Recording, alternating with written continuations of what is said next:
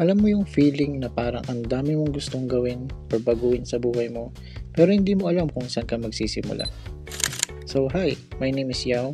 I'm 35 years old single man working as a digital marketer, and I have two jobs before, so isang part-time at isang full-time. Wow! So eto na nga, habang tumatagal na-realize ko na hindi ko goal tulungan or payamanin ang isang business, lalo na kung hindi siya aligned sa values ko. So nasa isip ko, gusto kong gumawa ng sariling akin, either it's a product, business, or whatsoever. Basta yung masasabi kong ginawa ko or sa akin. Para doon ko ibubuhos lahat ng talent ko, ng pagod at oras ko para kumita. At the same time, align sa values ko na magbibigay ng impact sa mga tao at sa mundo. Next, diba? Parang hero on dating.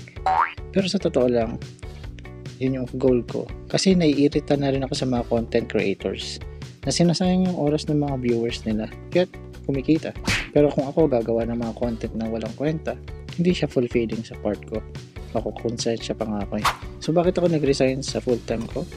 So kung dalawa yung job ko, tapos magko-content pa ako, medyo masakit na sa ulo. Kasi habang nag-work ako, ang iniisip ko content creation talaga.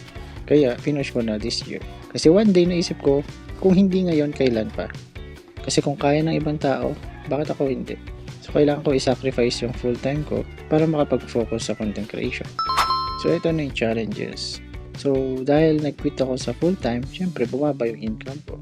Pero sapat na lang siya for a single person na kaya pang mag-contribute sa family niya.